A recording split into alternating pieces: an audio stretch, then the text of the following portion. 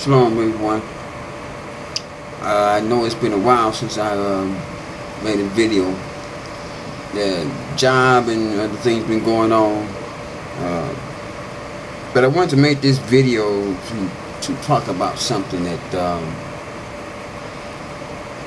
it's been on my mind for a while to do this particular video, but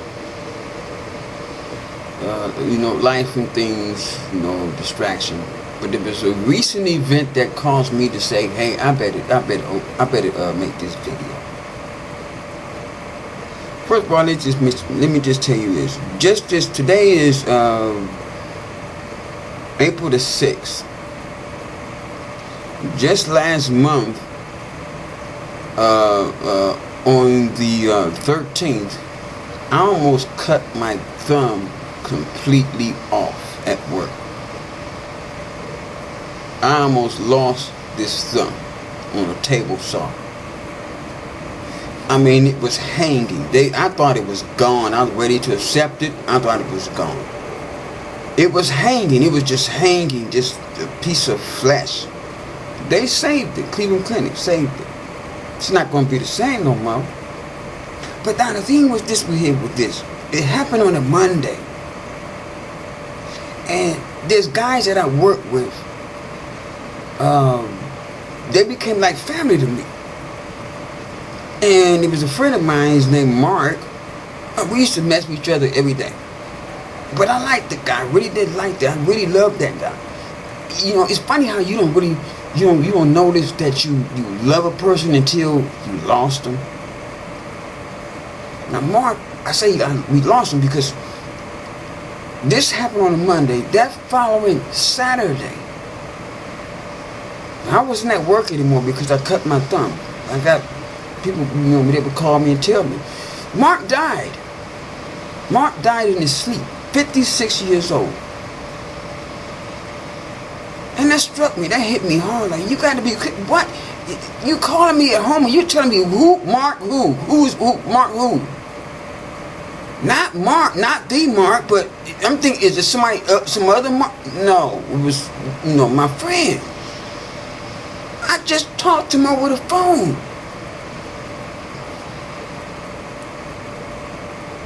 All this in 1 week. And then I got to thinking, I said, wow, this man, he just bought him a car, just moved into a new place. He was really excited about that.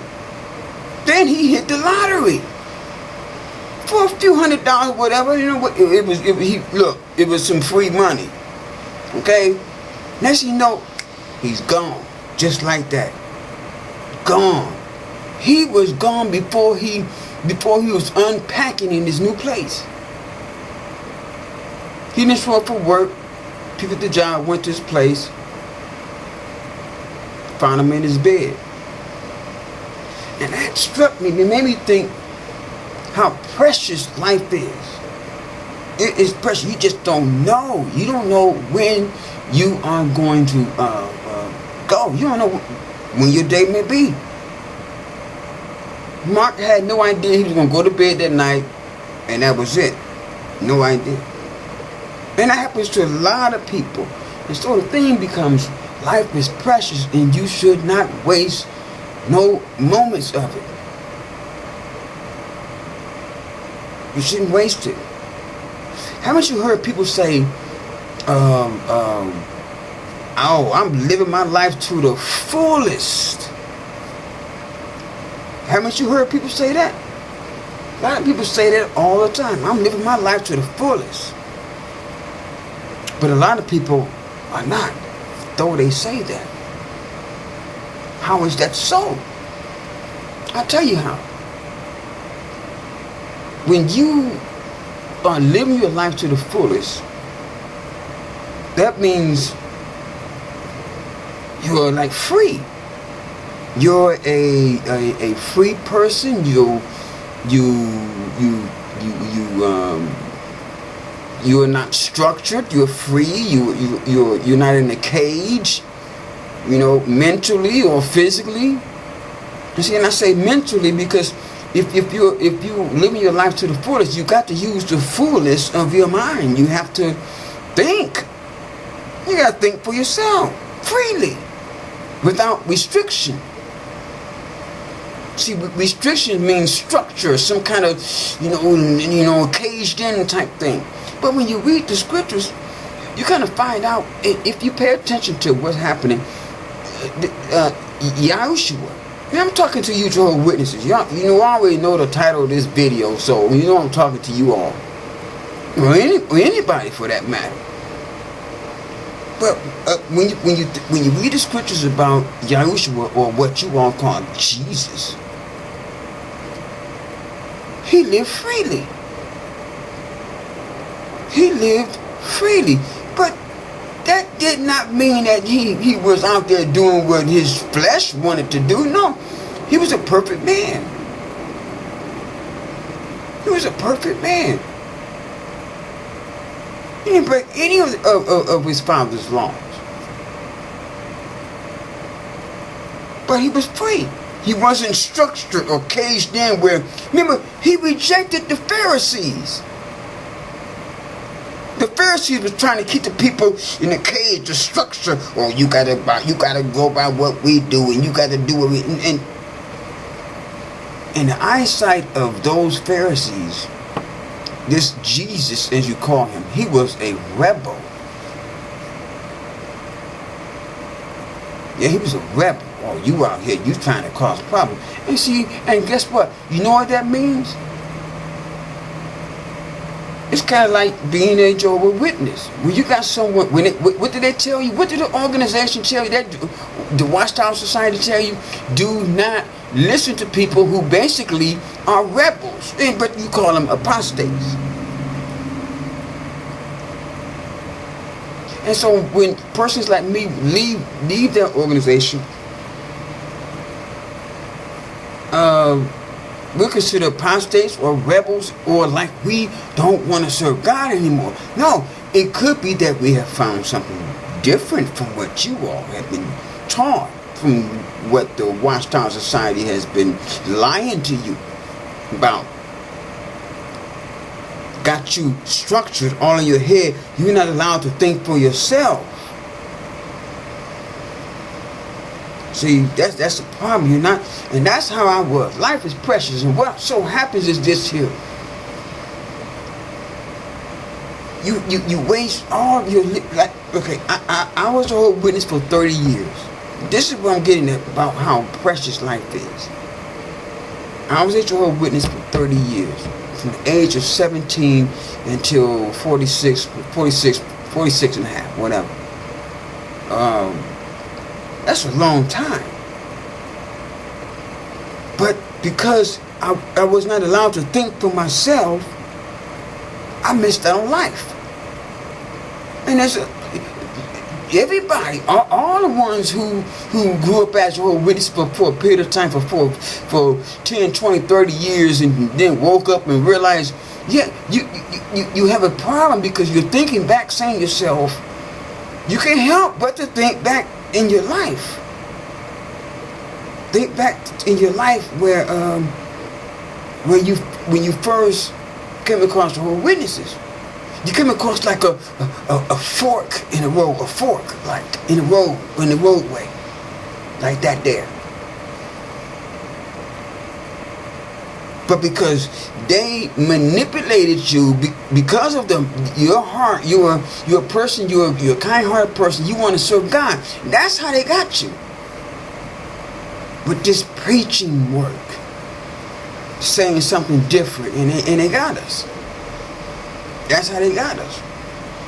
Not because we were bad people, it's because we were people who genuinely wanted to serve God. But that's who the devil was looking for. I gotta find these ones who really want. I want to find the persons who really want to serve this God, this Yahweh or Jehovah, whatever you call it.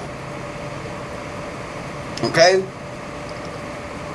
He sought them out.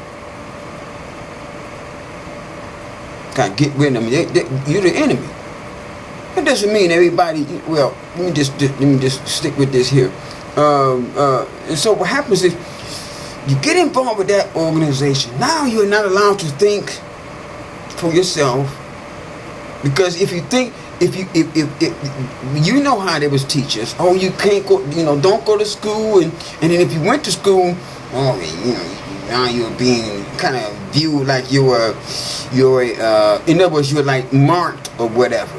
That person right there, they kind of leaning off into the world, where they want to chase money and all that. There's some crazy stuff. And so we didn't go to school.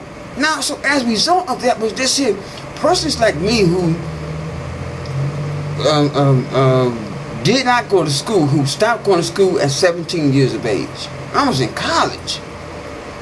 I think back and I say, man, oh, cause imagine if say, oh, the world is going to end any moment now. Why chase after worldly affairs when you can serve God? The world about to end, man, I am 49 years old. I could have been to school 4-year periods of time and graduate each one.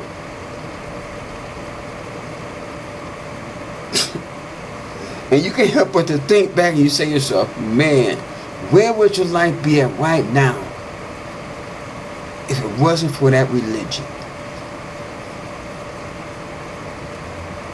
Where would your life be at right now? And I'm telling you, Jehovah's Witnesses, I'm telling you on this.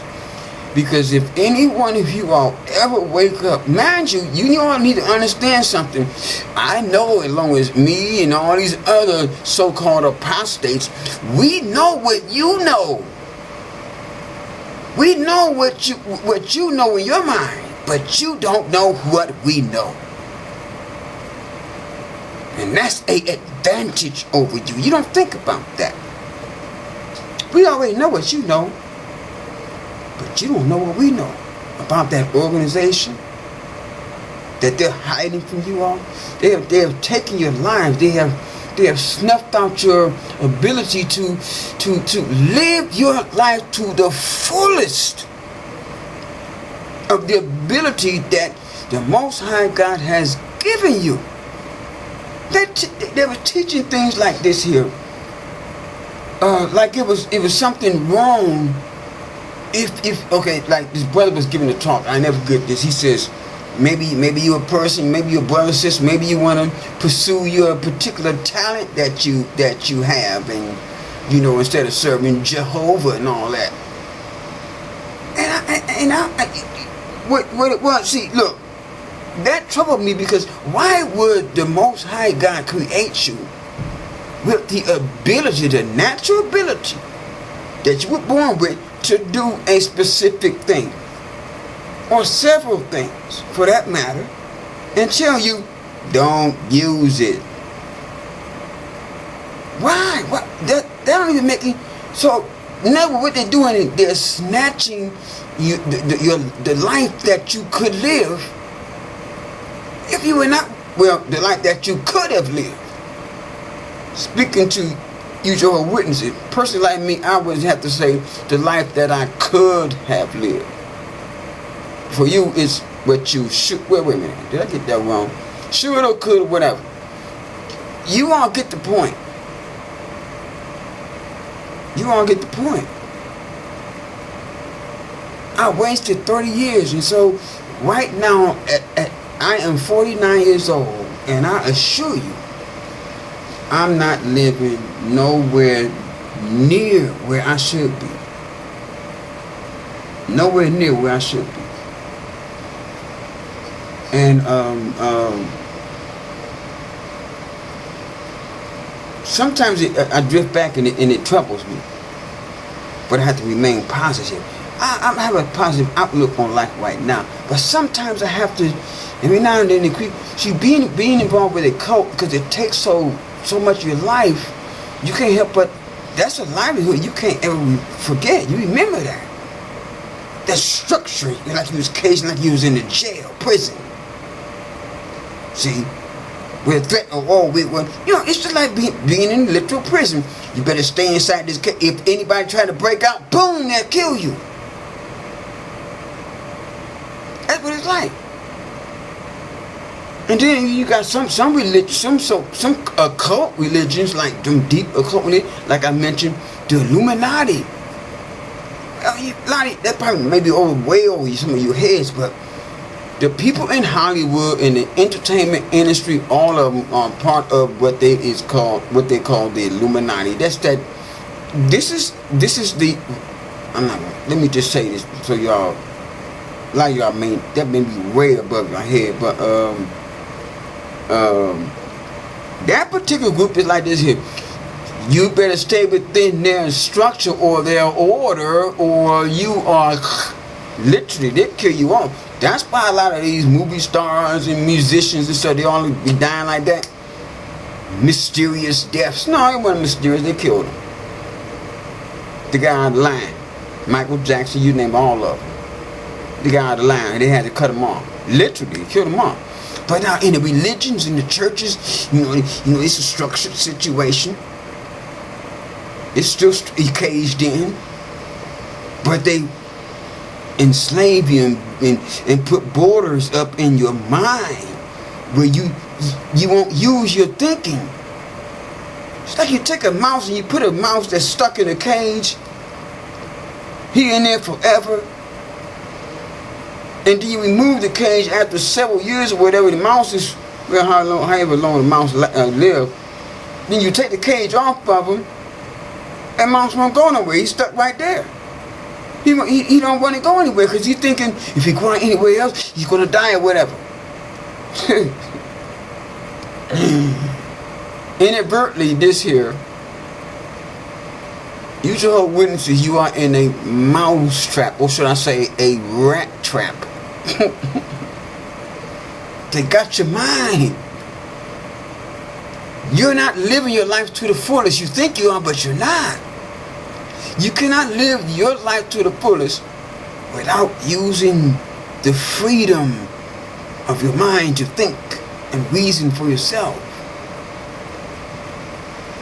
The one that you claim to follow, this Jesus, he didn't live his life like that. He was a free man. He lived freely.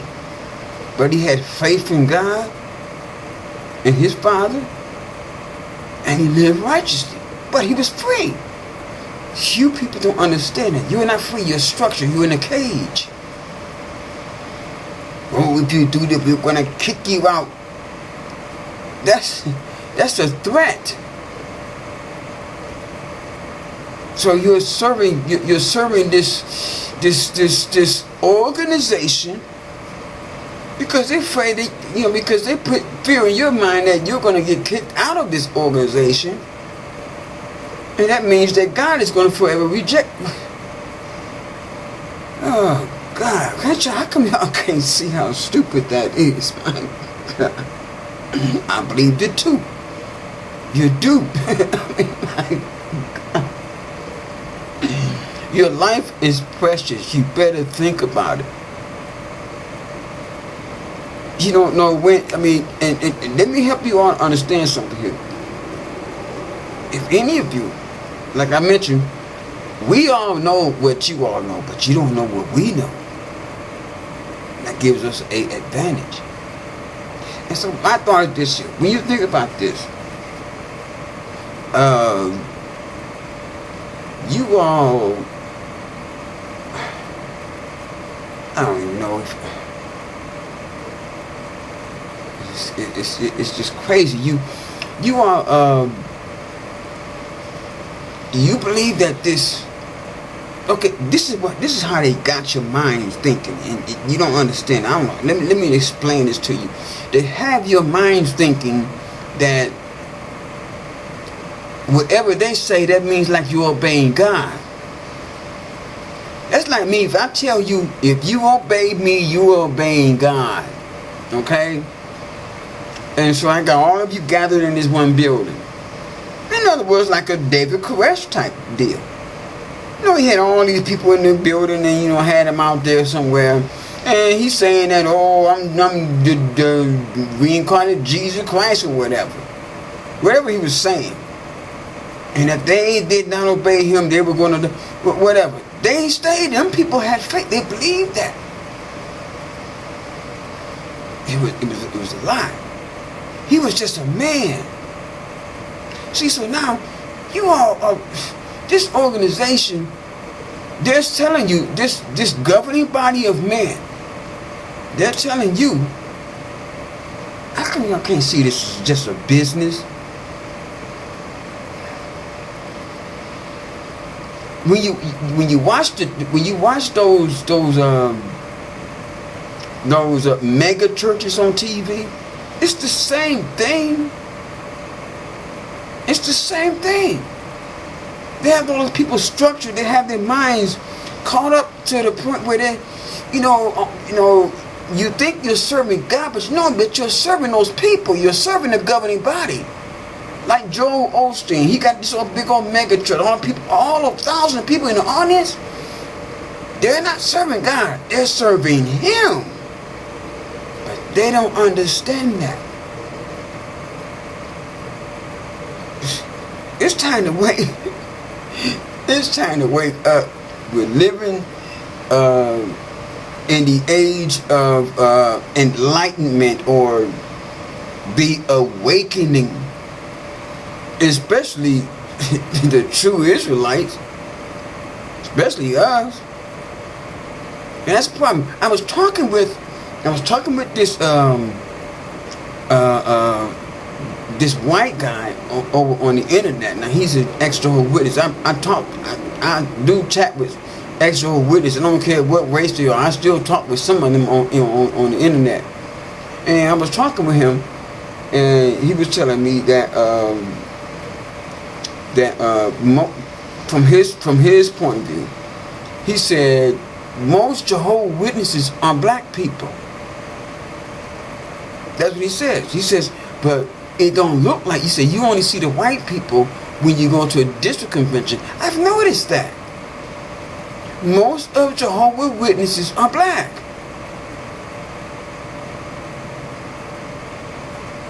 Most of them are black. You can go to Africa. You can go to any continent. Most of Jehovah's Witnesses are black. Yeah, there's white people. There's some white people. There's quite a few of them. But when you think about it, why is it like that? At the beginning of this organization, black people were considered as savage, and we were considered as beneath them, because at the very beginning, way back, I can put up this article, which I'm not going to do. I'm going to do it on another video, because I need to make an upgrade on my computer, because I don't know how to split the screen or whatever. Maybe somebody could tell me that at the bottom of this video or whatever. I don't know how to. I don't know. Somebody can tell me. I appreciate it. But yeah, I'm just saying. Most of her witnesses are black. That's what this one white guy was telling me. I said, wow, I didn't notice that. I noticed that. There's a reason for it. But the whole idea of this video is this here. Life is precious. And I'm gonna warn you, if any of you ever wake up, any of you black Jehovah's Witnesses, the ones that you know if you are a descendant of slaves, you know that. If you know that, then I'm telling you this right now. If you ever are called by your God and you leave that cult that you're in, I want you to be prepared for one thing.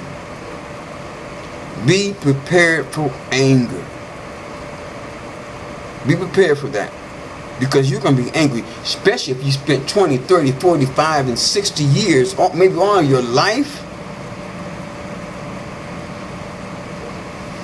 Be prepared for that. But at the same time,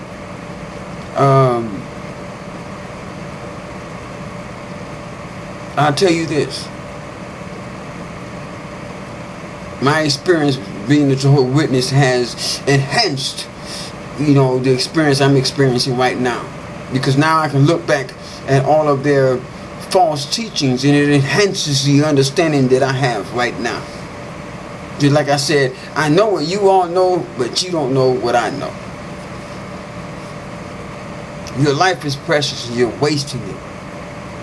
You could be gone at any moment. And then don't wake up I'm just telling you, when you if you are chosen, if you experience what I've experienced, if you come to realize who you are, the truth about what the world has been hiding about us Negroes, you find that out for certain and you know it,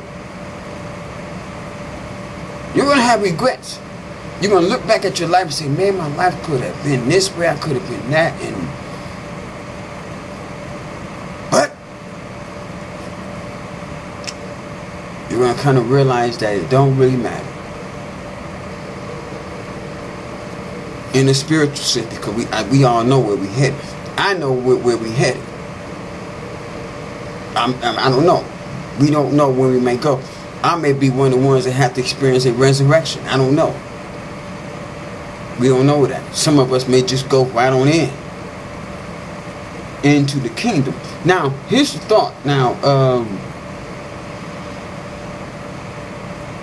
I wanted to mention this too, which I want to mention this. This probably should be another video, but I'm going to mention this. Some of the experience I had while a Jehovah Witness, some of these negative things. I don't think I've ever mentioned any of these things. I've been basically focusing on like their teachings or whatever. Let me tell you some of the personal things I've experienced in my the ending years, as I should say, when I was with them. It was just crazy. It's like, okay, I was disfellowship at one time, but when I came back, I don't think I was disfellowship twice. No, I was disfellowship once. Once I dissociate myself, whatever. Long story with that. But anyway, the last time when I came back some years ago, I left them, and that's another thing. I left them for like some 10 years and came right back. Man, if I'd have known what I know right now, and when back then when I left them, I would have never came back. Oh man, I'd have never came back. And I came back, but you see, the organization changed. And let me just say this here: I had a problem with an elder. So I went back to the congregation where I had originally left from. And I was 40 years old. So that was like 9 years ago. I was 40 years old, and the congregation was full of sisters. Sisters in their 50s and 60s, single. And you got some teenage boys and teenage girls around in there, whatever. And you got some elderly people. But there was this one elder who started persecuting me. An elder, this is an elder. He started literally persecuting me, hating me. I ain't do anything to this man. I couldn't understand what was going on. I thought was he crazy or something? Well, he started giving me this evil look every time he saw me walk into the King Hall. You know, like, you know, when you first walk in, you got the counter, the book counter right there. He's standing right there and he giving me this evil look. And I noticed and I kept thinking, what's wrong with this brother? And then he escalated over a period of time. He got in my face. This elder pulled me outside the hall and said, I know what you've been doing. I said, what are you talking about? Said, I ain't gonna do nothing. You know what I'm talking about. This is an elder. This man, he gotta be like in his 70s, I'm thinking. What's wrong with this brother? So he says,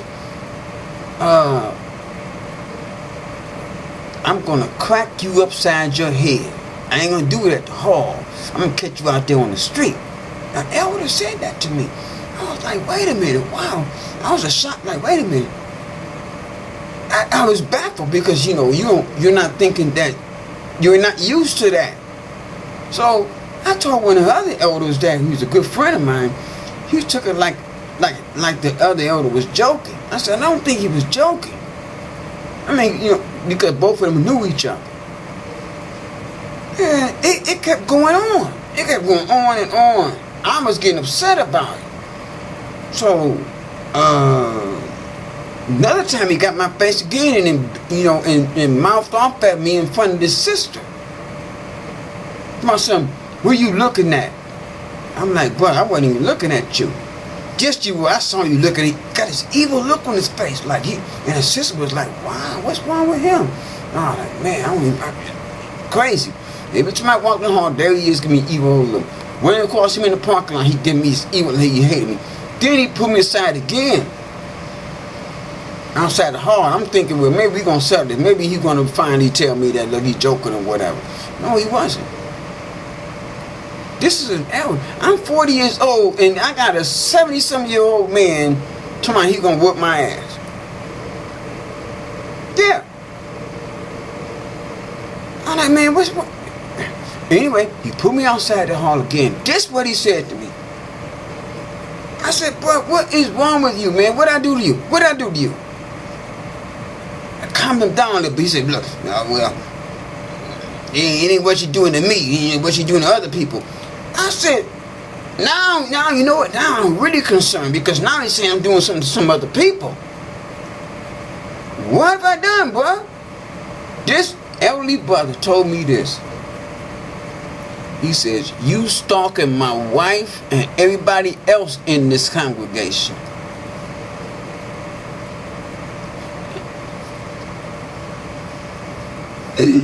He told me I was stalking his Now at the time it wasn't funny. But you accused me of stalking your, 80-some-year-old wife? And I'm 40 years old, but I'm like, what? I was upset. I got angry about that. So I went and told this other elder. I said, look, man, what's wrong with this dude, man? You know they investigated that now? He know good and well that didn't happen. I told him, I said, you know good well. So I couldn't find out what they investigated. They put him and his wife in a meeting. And I was like, his wife up in there crying and boo-hooing about this because she don't know what's going on. She didn't even know who I was. But I was probably stalking her. She's in there crying and boo-hooing, whatever. When he told me that, I said, bro, I don't even know why y'all even had her up in there. You knew it was a lie. I wasn't stalking that old woman. So it all came down to this one thing. This elder was jealous of me because at the time I was 40 years old, younger than him, the only single brother at marriageable age in that congregation, and all these single women that he probably thought was nice looking, and I didn't like none of them. I had my eyes on none of them sisters, and it was crazy. So the elders met with him, and this is what they tell me. This is what they told me.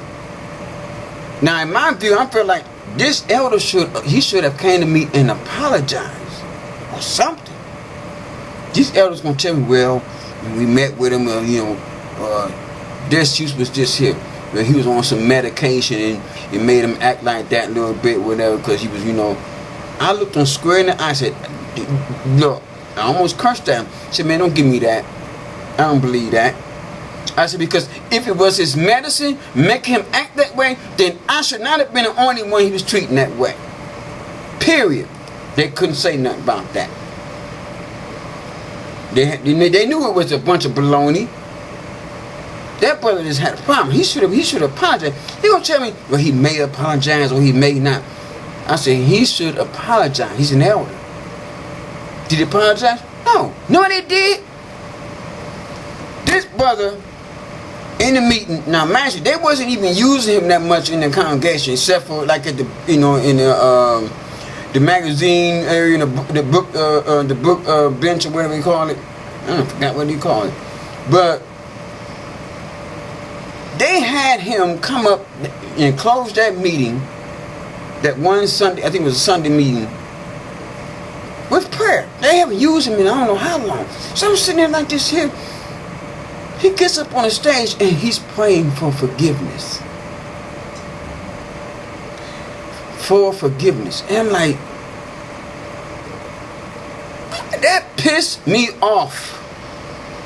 That pissed me off. You gonna, instead of you coming to me and apologizing to me, you gonna go on a platform and pray. And talking about you want to be forgiven. No. No, that pissed me off. That pissed me off. I'm telling you, that pissed me off. Instead of approaching me, that pissed me off. So I had to leave that congregation. I left it. Went to another congregation. Down there, I back with a so-called friend of mine. He's an elder. I thought everything was cool with me and him. I thought everything was cool, but I guess he started treating me bad. Every time I would talk to him over the phone, he's putting me down all the time. I got sick of that. That's why right now I'm getting to the point where I'm about ready to snap here. I'm about the whole ordeal with the witnesses was beginning to be, look, you know, I'm about ready to snap here. Sisters acting funny and stuff. All this was going on. Accusations, false accusations against me. All that stuff. The elders knew, you know, the elders knew this sister was lying, and it was just, it was not, okay, the elders knew she was lying, but at the same time, it's the fact that you had to go through that. You just come into a congregation and you're minding your own business, you got these accusations? Because I did not make a pass at you, or because I didn't, you know, accept your advances. I didn't want to, you know, and approach you like we dating or whatever fast enough. So now I got accusations. Then I got this elder here, so-called friend of mine. Every time I talk to him over the phone, he's putting me down to a point where I don't have to. I hung the phone up on this brother at least 4 or 5 times. The last time was in 2013. It was 2013 wasn't. It was 2014, I believe it was. Yeah. The day before the memorial. A few days before the memorial. This brother, I can remember exactly what he said to me, but he pissed me off. He kept putting me down. I remember all of no, it wasn't 2013. Yeah, it was 2014. All of 2013, okay, I was in a nursing home. I had to go do some surgeries. So I was in a nursing home for a few years. You know, well, for 1 year. That's 2013. And I don't know if I called him or he called me. I'm talking with this brother on the phone, sitting in my wheelchair in the nursing home. And he begins to put me down. Tell me this here, you're not doing enough. I'm not doing enough in the field service. I'm not doing enough in as far as showing up or whatever, just doing things, whatever, in the congregation. I ain't doing enough. And I'm like, boy, what's wrong with you, man? I'm sitting in a wheelchair right now in a nursing home. I ain't talking about that. I'm talking about before this. I'm like, who in the world would talk to somebody in the nursing home and put them down while they're in the nursing home? What's wrong with this person? Who does that? Who does such a thing as that? You're in this person in a nursing home. They already going through an ordeal. They in a nursing home, but you're on the phone with this person and you're putting them down. You ain't doing enough. What? Who does? Oh, I'm talking about before. Who talks about those things? Unless you're an arrogant devil or whatever. See, sometimes, you know, that's when I start to think to myself, you know what? There can be some so-called friends. They're what I call toxic friends. They're toxic. They don't build you up. They don't encourage you or nothing. I told this brother, I told him that while I was in the nursing home, I gave a talk at the nursing home to everybody that was there. Told everybody, I told some of the elders about it. Everybody told about it. They was like, oh, that was a good job. That was a really nice thing you did with it. This person, oh, you shouldn't have done that. We don't know what you said up in there. What? He was a negative. He was just a toxic brother. Finally that day, once before that memorial, I said, that's it. It's like a bug went off in my head and said, Tim, what are you doing? You're a grown man. Who says you gotta stay here? I went back to that other congregation. This over a period of time, went back. That same elder sitting there. That same elder standing there, still hating me. After 3-4 years done passed, you still standing there hating the sight of me? This is what I had to deal with as those final years, those final moments. That's when I experienced my awakening, because before I left that other congregation, I had that experience I had in that parking lot. But I left that congregation, went to the other one, and then I saw this, and then that's when I really started I started to do some research. That's when I started doing that research, and I realized, you know what, this, no, it ain't for me no more. See, I done woke up. I'm out that box. I'm not in that cage anymore. You're still in that cage. You're not living your life to the fullest. But see, those are some of the things that I went through as a Jehovah's Witness. In those final years, there was a lot of other things I could have talked about way in the little past, but that's irrelevant for me right now. But that's my experience in those final years, those final moments. Elders persecuting me, and accusation with women, and knowing I ain't done nothing. And the thing about it, the same surgeries that I had to go through, that same brother that was persecuting me, he had to go through it himself, right after mine. After I got the nursing home, he had to go through it. And I encouraged his brother, yet you still calling me or you put me down. I gave him all kind of encouragement. I told him, you ain't got nothing to worry about, bro. You ain't got nothing to worry about. It's going to work out because I've been through it. I'm encouraging this brother, and he did nothing but put me down. Toxic friend. And that's when I kind of realized, I had to leave. I left that congregation, went back over to the other one congregation, still that one of the elders sitting there. I left. See, those are some of the things you think about. Those are some things where I think about, and that's what went on. And I'm thinking, all that time, I could have been living the life I'm living right now. No, I'm not living in sin. I'm not hanging around. I'm not laying down with a bunch of women or whatever. There's people that I know that we all live by the laws written in the scriptures. But we ain't no cult. I live freely. But you just follow the laws. Simple. It's like that. You ain't no structured cage. You can't use your mind. No, we use our mind. We're free. You're not free. You're in a cage. And all I'm just saying is this here. You're wasting your life. And a lot of you all have some stories that y'all got your little stories about things that went on in your congregation. I know you do. I done heard a lot of stories through all those 30 years. Shocking stories, yeah.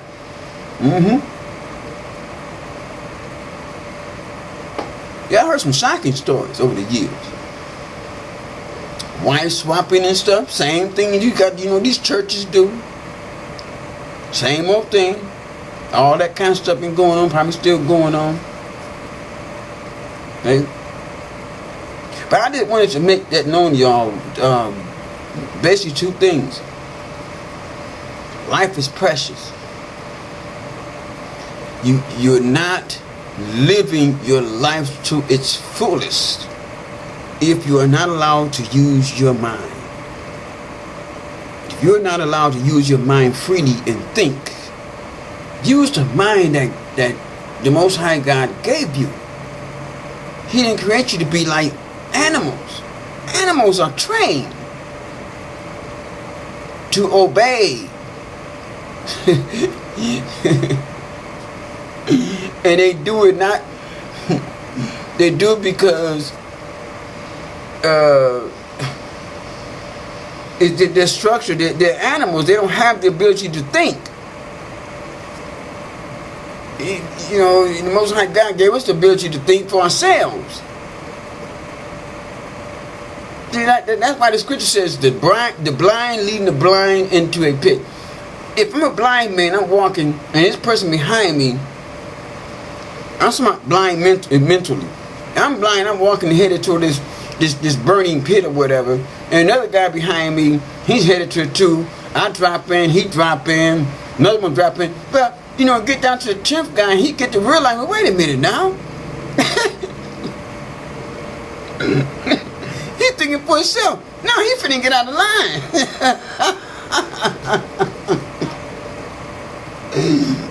You know, he done woke up. I ain't about to drop in some pit. And he's done, what, you know? And that's it is. See, this is simple reasoning. Simple reasoning. You won't can't get there because see, you're not allowed to use your mind. It's structured. It's like a metal rod go right around your head with a lock right on top of it. Right, got your mind locked up. You're not allowed to use that. And you know that's what they tell you. You have faith in the organization. You know Jehovah is leading you in the right direction. Do not. They even tell you this. How did they put this?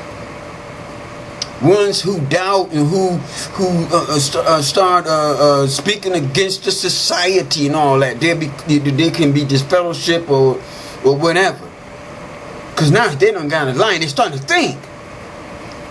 You see, and then you're not living your life to the fullest, and then at the same time you're missing out on your life. How it really could be. There's nowhere in scripture where it tells you you can't go to school to make and to improve maybe the talents that you have. Yeah, something that you were naturally born with. This society tell you, oh, they was telling me way back then, oh, don't go to school. I dropped out of college at 17. Do you know if I would stayed in there, I'd have graduated around 21 and 22 years of age. And I'm telling you where I would be at right now. But I wasn't living my life to the fullest. I was structured, caged. Now I'm 49 years old. I'm like, now it's the catch-up game. But I don't know how much longer I have. I don't even know how much longer this system of things lasts. Just this world that we live in. The way it is. The world as we know it. But that's all I just want to make known. Your life is precious. You all need to think about it. You could be gone at any moment. And they're telling you, oh, you're serving God and all this kind of crazy stuff. You gotta think. You gotta start thinking for yourself. Use the mind that God gave you. What is wrong with that? What could be wrong with that? I am just talking to you all right now. It's terrible. Because I'm like, every now and then I think back and say, man, if I would have just done this or done that, no telling where I would be at right now. Now I'm fine where I'm at. I'm going to survive. I'm dealing. I'm good. Most High has me. I'm not concerned about that. But I'm just saying, if I knew the things that I know right now, if I wasn't in that cult, the structured cage that you're in, that box, the lock and key all up on your brain, got you stuck. You're like a lion that's been in a cage most of his life, and then when he finally set free, he's amazed how good the grass feels. You seen videos like that? The lion is jumping around and he's rolling around in the grass and he's eating some and he's chasing the bird and he's jumping and he's just amazed. All the things he missed for being in that cage, a cage lion. Good. This is what it amounts to. I just wanted to give you all something to think about because you never know when your day will come. You never know. And it made me think about things deeper, well, again, when I lost my friend. See, I'm 49 years old. Mark's only 56. You just never know when your day gonna come.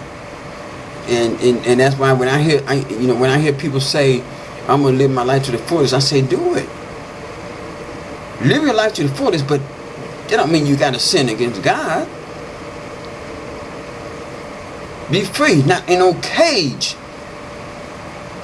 Religion is a cage. Babylon the Great is a cage. All religion, all of them, all across the board, all of them. They're structured, like the witnesses used to say years ago. Religion is a snare and a racket. Yeah, but the Watchtower Society is a snare and it's a racket. Yep. It's a snare, it's a trap. Got y'all trapped up here where y'all can't think for yourself. You're not, if you was allowed, see, you're not allowed to think for yourself and they threaten you with death. See? And so you don't want to do, because you've been structured up in here and, indoctrinated. You don't want to, even though you can break, you have no chains, you're chained here. You can just walk out the door and be done.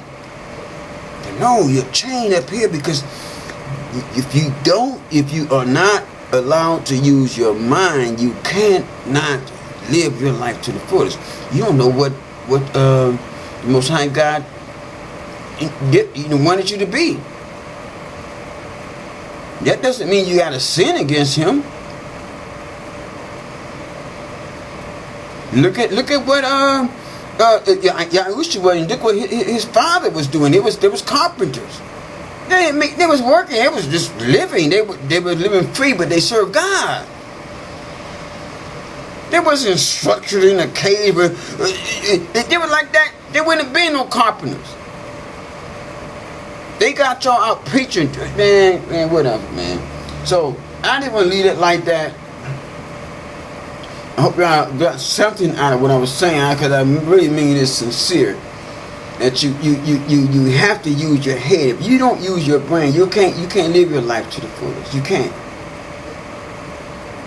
How can you live your life to the fullest when your mind is in a cage, when you're not allowed to think for yourself about a spiritual matter? When they tell you, oh, don't read the Bible by yourself, stuff like that. Why not? It's the Bible. What's wrong with that? See, they don't want you to discover something. Yeah, so I'm going to leave it like that. And I hope you got something from it. I'm going to end this video right here. If someone, and I'm going to say this again. If somebody could tell me how I can upgrade this video, my computer, because, I don't know what. I could be doing something wrong. I don't know. Somebody would tell me that, I appreciate it. But I guess I'm going to end this right here, and we'll talk again. Shalom.